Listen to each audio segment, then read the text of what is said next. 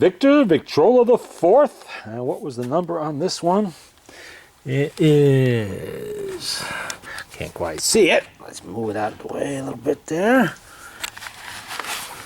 41051. Whoop. There you go. That's 1918. Very shortly after they commenced to use the slats once again. Remember, in 1917, due to the war effort going on at the time and Victor's military contracts to conserve materials, they did away with the 2 extra slats here. And this was a big open horn. It proved to be not popular with Victor customers, so in 1918, a few months into 1918, they did put them back in. I mean, it's not a whole lot of wood. You know, there couldn't have been too much savings. I think it was more to save time than it was to save materials. They needed to get material, you know, this was their most popular machine at that time and one they could supply to their dealers very quickly. And because of the war contracts and the cutbacks in production of phonographs, a lot of Victor dealers were really in trouble. They were clamoring for any kind of product, anything they could put on the shelves and sell. So the Victor the 4th and the 6th, Victrola the 4th and Victrola the 6th, and so on. The smaller machines stepped up where they could, and they filled that gap for a little while anyway. Other than the slats, it really didn't change much. This is the same machine from 1917. It's got the single spring motor like all the Fords do. It's a fully isolated horn, which they got. I believe that was in 17 they got that. 10-inch turntable. This should have an exhibition reproducer on it. At the moment, I am using a number 2. Both sound perfectly good on this machine. I haven't rebuilt the reproducer yet. There was a lot of green crud stuck to it, and I have it soaking to get that off before I rebuild it. So, for the moment, it'll play with the 2, my little spare. This was destined to be a parts machine when I got it. A friend of mine picked these up from a dealer that cleans out houses and such, and he had picked these up something like 20 years before at an estate sale, stored them away, and they were just... There's another one with this that's in not quite as good a shape as this, but this one was just so layered with filth. I had to spray it down with Fantastic and such like that just to see what the wood condition was. In the last video, you saw it apart, and it was still pretty dirty even then. And I hadn't hit it with the cotton cleanser yet. It was still pretty dirty even at that time. A lot better now, and I was surprised to find, I suspected it when I saw the motor appear to have new-looking grease oozing out of the spring barrel. I suspected somebody had been playing with this, and sure enough, inside the spring barrel appeared to be a new spring. Probably put on there 40 years ago, maybe 45, 50, I don't know. But the grease hadn't even been distributed in the barrel yet. It was all still clumped up in there. I changed all that, of course, and put new grease in there, but it showed somebody had been making an effort on this. I found, underneath this record, I'll show you, there was a new felt on a turntable, which, this is not how you put a felt on, by the way. You need to have evenly distributed, you know, glue right to the very ends. Otherwise, the ends will just curl up and it'll look not right. And with that large hole in the center, it's obvious this felt was intended for a Victor Victrola 50, which has a larger spindle. It has a nut on the end of the spindle, which makes it larger. So I changed the felt. I put, you know, one of my regular ones on there. Looks much better now. I cleaned it up. I strongly suspect that somebody rubbed some shellac in there because it just looked a little bit on the shiny side. It is shellac. I tested it. A little too clean. But they did a good job of it. It's not all slobbered on there and drooling all over the place. It's a very thin layer. They kept the original patina of the finish. They did not sand it anywhere that I could see, so they preserved it. Whoever was doing it was preserving it or trying to. And everything else is working. There were no problems mechanically with it. It was just incredibly filthy. You know, the tone arm was nasty and green and all yucky. So we took care of that, although the bearings were not missing and the detent pin was not missing, which is unusual with these machines. Seems to always having to replace one or the other or both. Like I said, it did come with an exhibition reproducer. The needle bar and the body are both good. They're going to be rebuilt. But they were so dirty that I have to soak them in Evaporust to lift off the crud that's on it, you know, without damaging anything. and preserving as much of the nickel plating as I can. Well, let's play some records. We have Columbia record, Columbia label. I ain't gonna give nobody none of this jelly roll. And that was Wilbur Sweatman Original Jazz Band. Almost contemporary to this machine. Well, maybe it is. I don't know the date of this record, but it's got to be pretty close to 1918.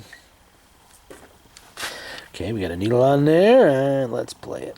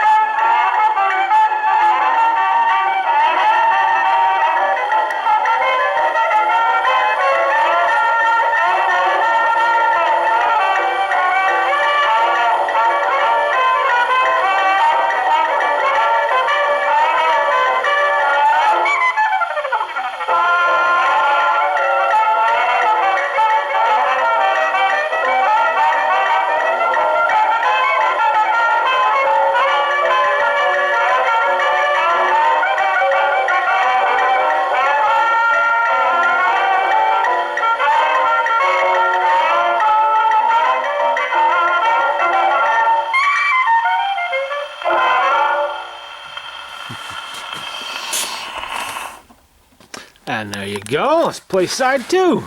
This one plays particularly well at the moment. I'm sorting through an album filled with a lot of Columbia records. Some of them are fairly well worn, and some are pretty good. This one's definitely pretty good. Let's get a new needle on there. Let's see. There we go. And side. This side? Oh, this is actually side A. I haven't played. Hello, hello! Wilbur Sweatman Original Jazz Band. Dance music. And it costs 85 cents. Or 90 cents if you're in Canada. I guess that was a few years ago. Alright, hello, hello. There we go. And let's see.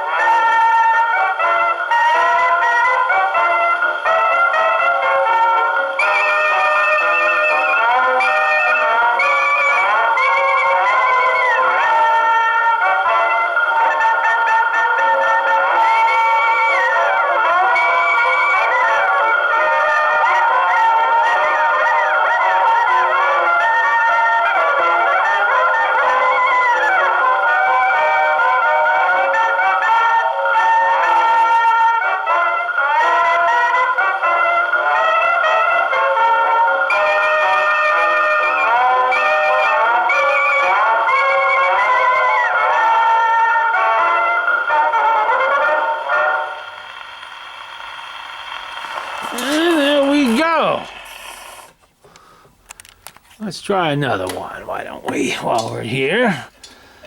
Let's see, yeah, people always say, oh, those old Victrolas, they sound so tinny and scratchy and nasty and not good. Well, maybe if your records weren't stepped on by an elephant and you rebuilt your reproducer at least once in 100 years. Ted Lewis. Why don't we try Ted Lewis? We'll see how that goes. There's a little bit of wear on that. But the other record, the first record, that really brings out what these machines are capable of.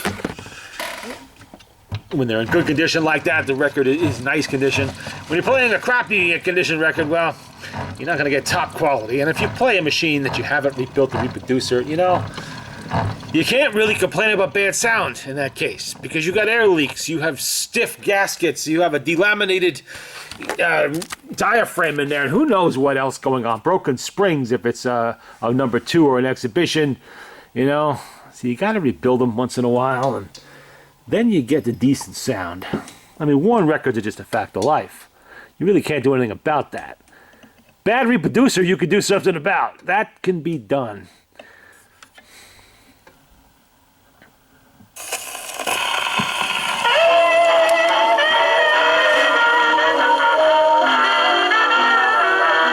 Whoa!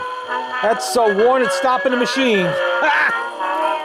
Oh, I figured. Oh well. Yeah, that one's pretty bad. If it's stopping the machine with a new spring, yep, I guess that's pretty much had it. We'll put that back in the album. We'll try this Vocalion record instead. Whoop. Do it again! Let's see. From the French Doll, played by the Bar Harbor Society Orchestra, the Aeolian Company, in 1921. I always like the color of those records. This one actually looks pretty good shape. Maybe we'll get a little luckier with this one. Let's see. And I'm getting rid of that needle. That's had a little more sanding than I like. Needles are not that expensive. I can afford a penny or two that's going to cost. Okay. Let's get that wound up. Crank it back up again. Oh, yeah. No, I already cranked it. Let's see.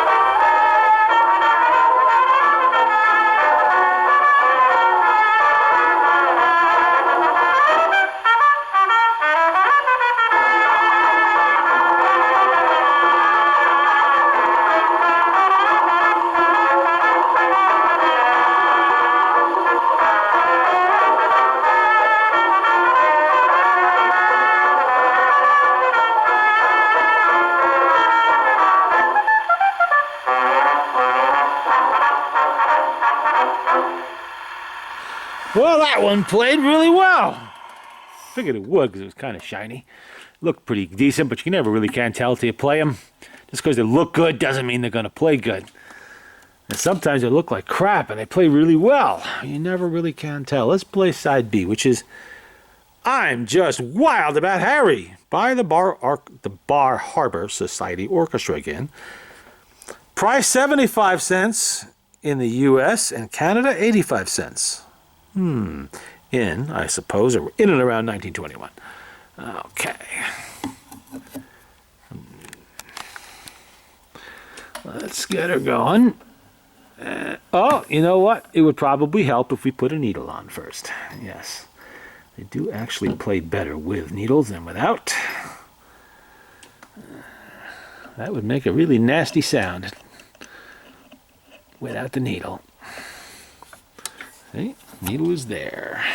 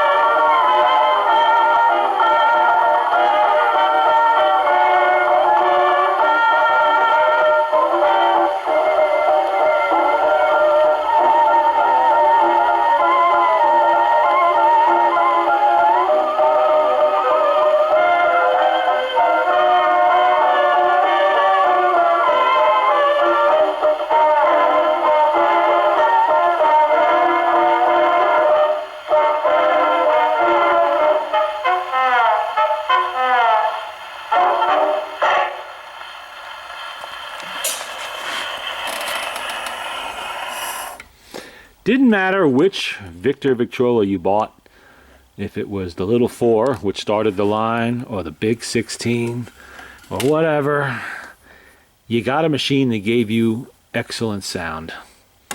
Really nice sound, and the whole lineup was like that. High quality, didn't matter if it was the smallest or the largest. As long as you had decent quality records, and your reproducer was up to par, they would perform. And that is the Victrola the 4th from 1918. Like all of the 4s, it is quarter-sawn oak. They did not make a mahogany 4. They did make a mahogany 6, but not a mahogany 4. And same single-spring motor. They changes style periodically, but still one spring, pretty much the same. You know, nothing earth-shaking there. And this would be the machine that they would build the Victrola 50 around when they needed a portable in 1921, a few years after this was made. Now there you go. And I will probably play it again once the exhibition reproducer's been finished and I put it back on there. Or maybe I'll leave the number 2 on there. Depends. We'll see.